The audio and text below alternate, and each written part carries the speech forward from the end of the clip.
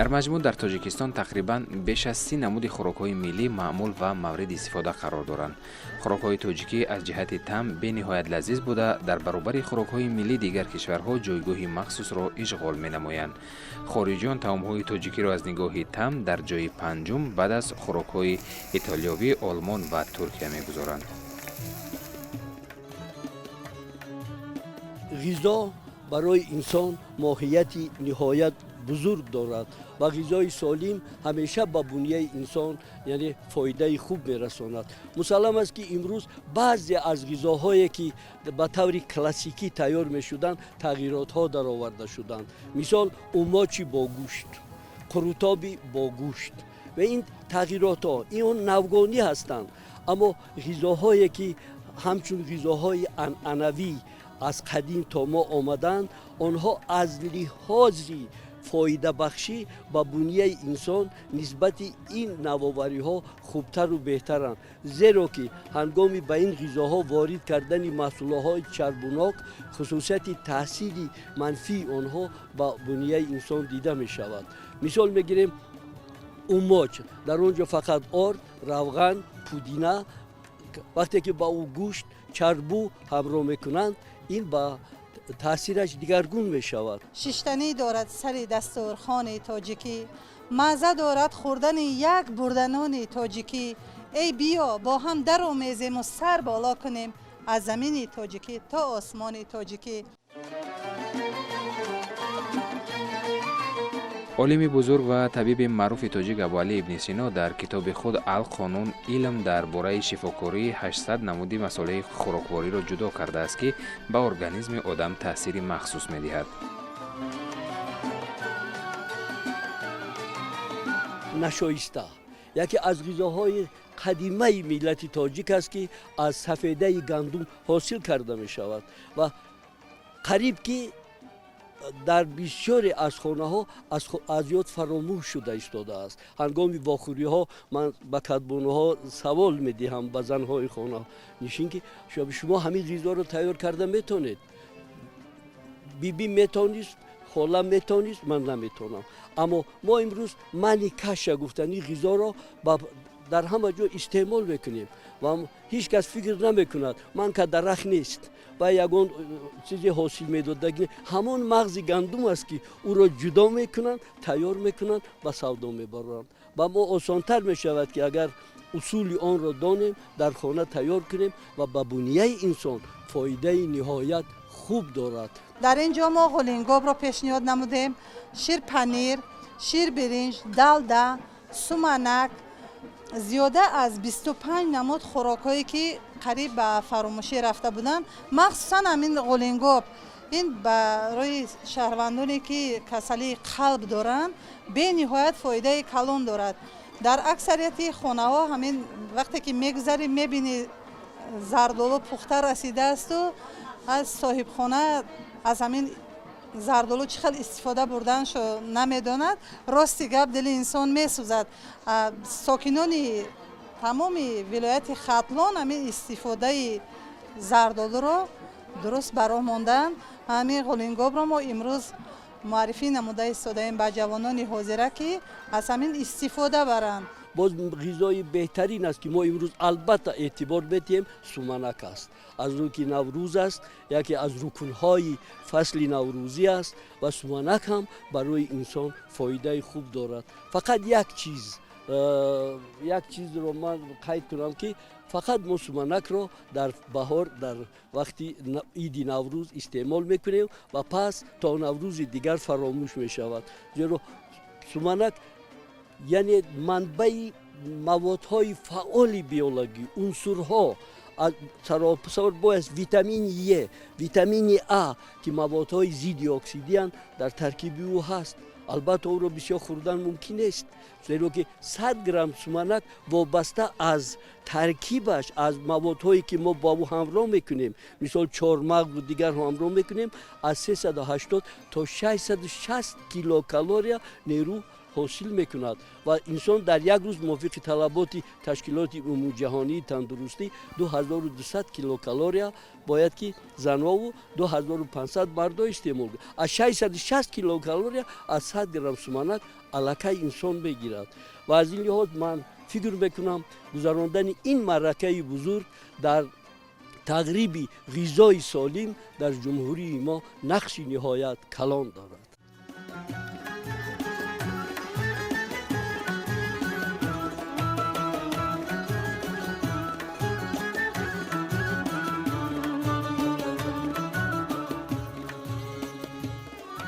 در مؤسسه دولتی باغ ایران دور جمهوریوی آزمون کدبانوی بهترین جنبش گردید. مورد ذکر است که در دور جمهوریوی آزمون کدبانوی بهترین هنر و ذوق کدبانوها از جمله ضمن پخت و پز یک چند نوع طعم‌های ملی که از جانب هنرمندان تمام جمهوری از روی نمیناسی‌های آرایش دسترخوان، داشتن ملکه استفاده و گذاشتن ظرف و اشیای بالای میز، آماده و پیشنهاد طعم‌های صبحانه، چاشگاه و شام، پیشنهاد معلومات عاید به نام‌های درست طعم‌ها، غذانوکی و ترکیب آن در لوحه‌ها، مهارت آماده نمودن خوراک‌های محلی، ملی و معاصر، ملکه آماده نمودن نمادهای گوناگون خمیر برای پخت و پز نان و دیگر محصولات نانی به نمایش گذاشته شده پیشکش هیئت حکامان گردیدند.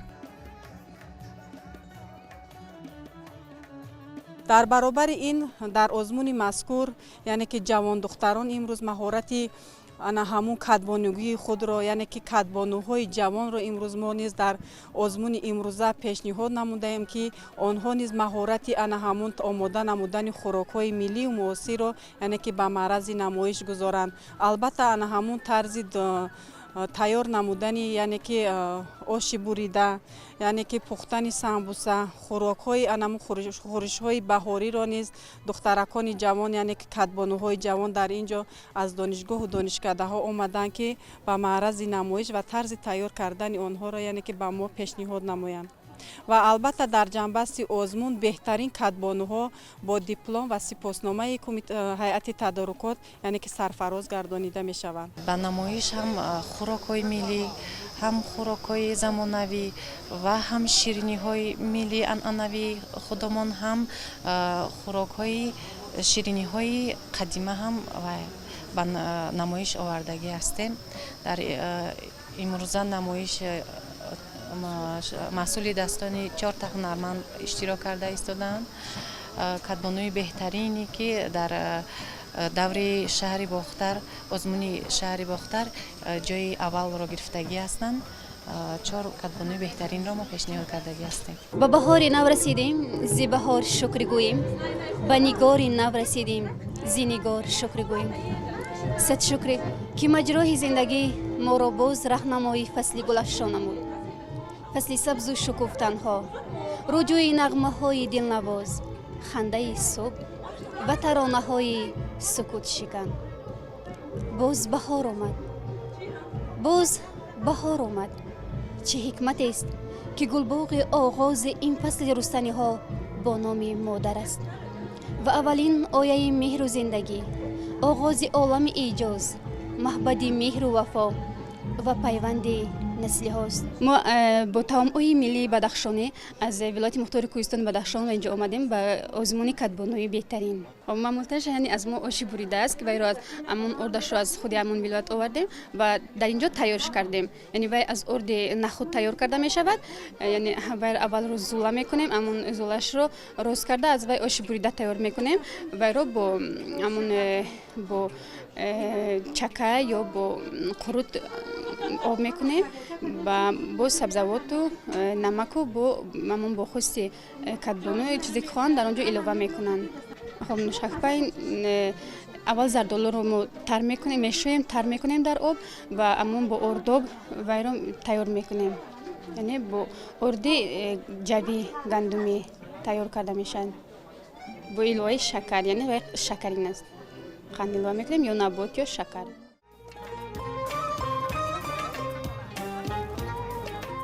аз ҳама хӯрокҳои беҳтарини тоҷикӣ барои тоҷикони қурутоб оши палав, навъҳои мухталифи далда, фатирмаска, оши бурида, ширбиринҷу ширкаду, ширинбия, маделова, ҷаварӣ ва чандин нави дигари таомҳои тоҷикӣ ки таърихи чандинсоларо дороянд, байни тоҷикону мардуми Осиё боз ҳам густурдатар гардидааст.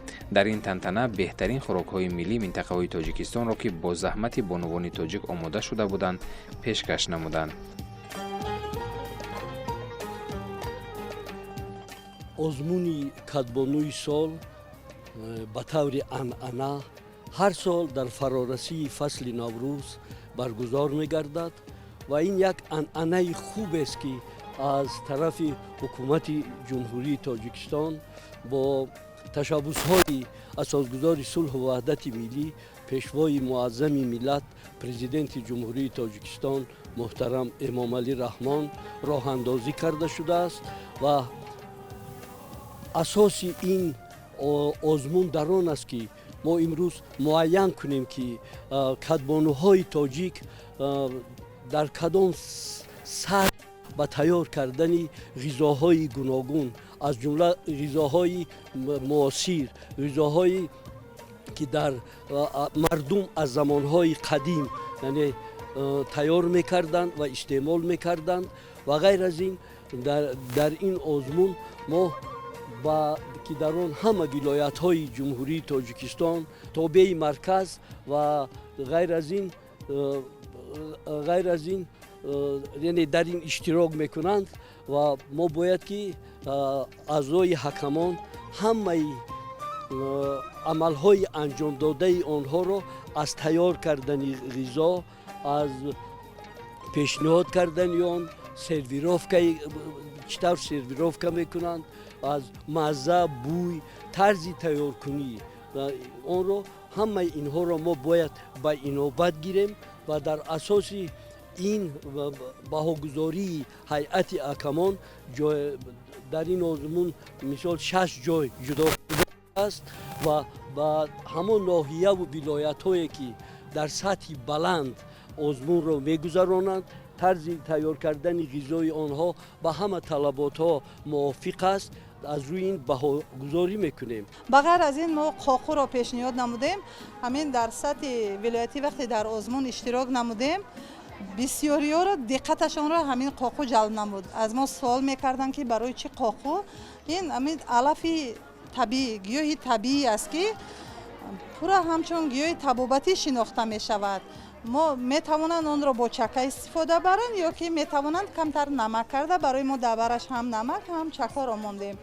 ана ин ширпанир барои баланд бардоштани иммунитети инсон, махсусан баъди таваллуд ба занҳо бениҳоят фоидаи калон дорад ва барои барқарор намудани саломатии онҳо кӯмаки нағз мерасонад.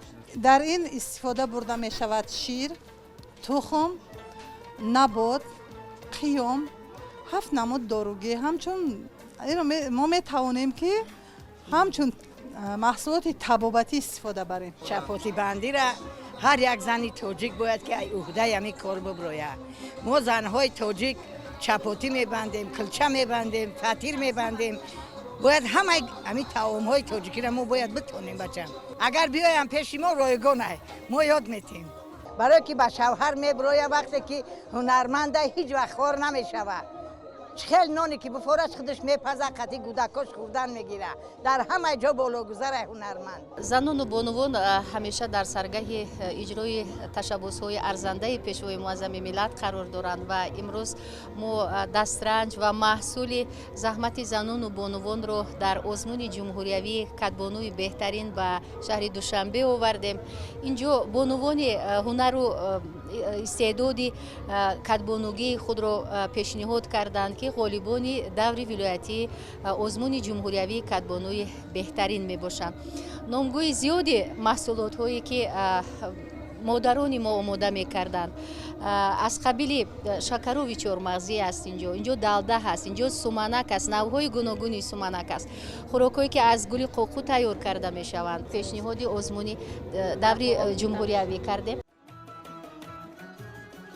ҳунари таомпазии мардуми тоҷик дар ҳазорсолаҳо ташаккулу рушду равнақ ёфтааст. таомҳои миллии тоҷикӣ аз замонҳои қадим бо таму бӯи хоси худ фарқ мекарданд. табиати тоҷикистон аз сабзавоту меваҳои гуногун ва дигар маҳсулоти ғизоӣ ғанӣ аст ва анъанаҳои хоси бисёрасра боиси гуногуннавию рангорангии таомҳои миллии тоҷикӣ гардиданд. кадбонуҳои беҳтарини занҳои ҷумҳурии тоҷикистон дар ин боғи ирам ҷамъ омадаем ва мо низ занони фаъоли ноҳияи рӯдакӣ он пухту пасҳо, он кадбонугие ки бибиҳои гузаштаи мо омода месохтанд дар намуди масалан кулчаи чоӣ, кулчаи майда, кулчаи офтобӣ мегӯянд, кулчаи калон, гирдача, чалпак, самбусаҳо ба ҳама гуна алафӣ ва гӯштию аз дигар сабзавотҳо низ тайёр карда мешудагиро дар ин ҷо омода сохтем. Мана дар табақи калон мо фатирмаскаро омода сохтем ки метавонем фатирмаскаро дар вақти мана омодагӣ ба кишту кор аст, мардони майдони мо дар саҳро ба кори деҳқонӣ машғул ҳастанд. мо занҳо аз ҳамин маҳсули дасти худамон, аз он чизе ки аз орд тайёр карда мешавад, як фатирмаскаи хеле бомазза, агар гарчанде ки вақти харбуза ҳам набошад, аз дигар меваҳое ки барои хушхӯр шудани ин фатирмаска дар кор аст истифода бурдем ва тайёр намудем. Бо дар ин ҷо шакаробҳо, қурутоб, тамоми намуди аз хамир тайёр мешудагӣ пухту пасҳо ба монанди орзуқ, чагалдак, салла, чалпакҳо ва он хӯрокҳое ки тезтайёр ҳастанд дар намуди мана гарсус дар саҳар наҳорӣ дар кор мешавад, ширбиринҷ, ширкаду, каду лавкак. дар вақти пухтани мана нон дар назди танӯр бисёр мо пешниҳод мекардем ки ҷавонони мо бояд ки аз пухту пази танӯрӣ истифода бибаранд, зеро ки дар як алоби танӯр мо метавонем ҳам кулча бипазем, ҳам гирдача бипазем, ҳам 8 дона масалан самбусаи алафӣ бипазем ки барои густурдани дастархони наҳорӣ ё ки субҳидам, субҳона истифода барем дар оила.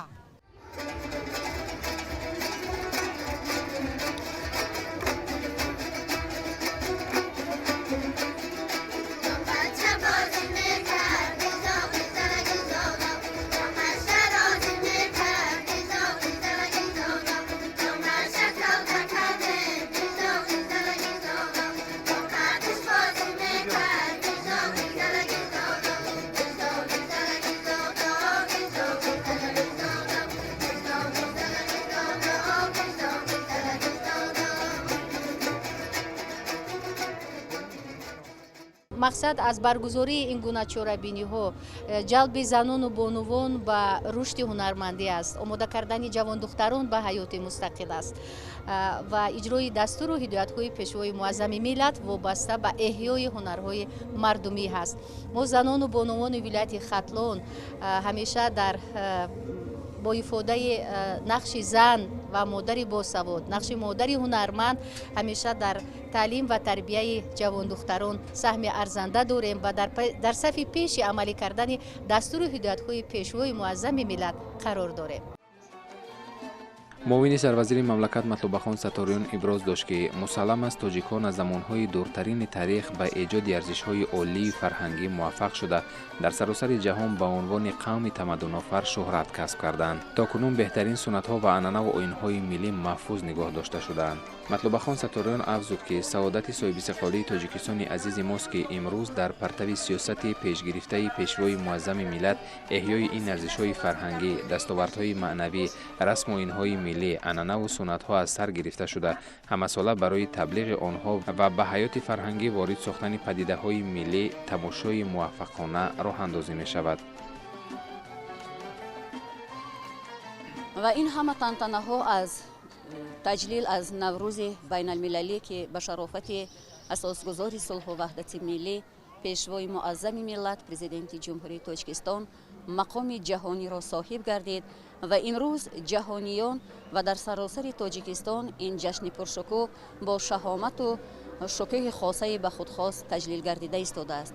дар раванди тантанаҳои ҷашни наврӯзи аҷам аз ҷониби ҳукумати ҷумҳурии Тоҷикистон, Кумитаи кор бо занон ва оилаи назди ҳукумати ҷумҳурии Тоҷикистон имрӯз даври ҷамъбастии озмуни ҷумҳуриявии катбонуи беҳтарин бо иштироки ғолибони даврҳои ҷамъиятӣ ноҳиявӣ, шаҳрӣ ва вилоятӣ баргузор гардида истодааст ки аз тамоми манотиқи кишвар катбонуҳои моҳиру чирадаст дар даври ҷумҳуриявӣ маҳорату малакаи катбонугии худро бар алло нишон доданд. қай кардан зарур аст ки ҳадаф аз баргузор намудани чорабинии мазкур, яъне катбонуи беҳтарин, ин пеш аз ҳама эҳьё намудани ҳунарҳою эҳьё намудани таомҳои аз байн рафтаи мардумӣ ва ҳамзамон муаррифӣ намудани ин таомҳои мардумӣ, таомҳои миллӣ чӣ ба сокинони мамлакат ва чӣ ба сокинони бурунмарзӣ дар баробари ин омода намудани ҷавондухтарон ба ҳаёти оилавӣ ҳамчун катбонуҳои моҳир ва ба ин васила муаррифӣ намудани тамаддуну фарҳанги волои халқу миллати тоҷик мебошад.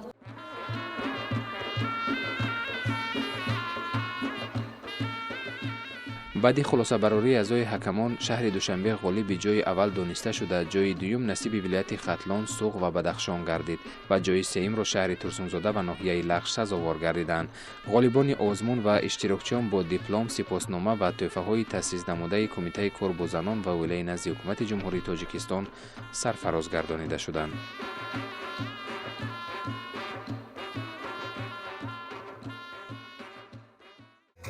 باشد سرزینم ایلش باشد بگینم نخترک گونه چینم نموکی پنجاش مینم نخترک باشد سرزینم ایلش باشد بگینم. امروز خوشبختانه شهر دوشنبه در آزمون جمهوریوی کتبانوی بهترین سزاوار جانی نمایان، یعنی که سزاوار جای یکم گردید. این برای ما به عنوان باعث خرسندی و افتخار است که امروز با مقصد ترغیب هنرهای ملی، عرف و عادت، عنعنه‌های ملی، خوراک‌های ملی که از قدیم الایام تا به امروز آمده رسیدن، بانوی تاجیک میتواند بار دیگر آن را معرفی نماید. امروز طبق طلبات‌های نظامنامه آزمون کتبانوی بهترین از 4 ناحیه‌های پایتخت، یعنی ناحیه‌های اسماعیلی سامانی، شاه منصور، فردوسی، سینا، نامگوی طعام‌ها، خوراک‌هایی که در صبحانه، در خوراک نصف روزی، در شام پیشنهاد هیئت حکمان گرداندند و بار دیگر آنها توانستند که همون عرف و عادت عنعنه‌هایی که ما تا به امروز آورده رسانیدیم بار دیگر به معرض تماشا پیشنهاد نمایند. من حسین و نرگس از ناحیه لغش، ما زنان و بانوان شکرانه از سیاست پیشگرفته اساسگذاری صلح و وحدت ملی پیشوای ملت پرزیدنت جمهوری تاجیکستان محترم امامعلی رحمان را می‌نماییم که محض با تلاش و زحمت‌های این شخص بزرگ زنان و بانوان ناحیه لغش منطقه رش در چنین چاره‌بینی‌ها و آزمون‌های جمهوریوی در پایتخت اشتراک نموده ایستاده‌ایم. امروز در پایتخت عزیزمان آزمون کتبانوی بهترین برگزار گردید که در این آزمون اشتراک نمودیم و ما از پختن شش در اینجا پیشنهاد نمودیم. ما از دیدار زنان و بانوان ناحیه و شهر و ناحیه‌های جمهوری تاجیکستان دیدن نمودیم و شناسایی نمودیم.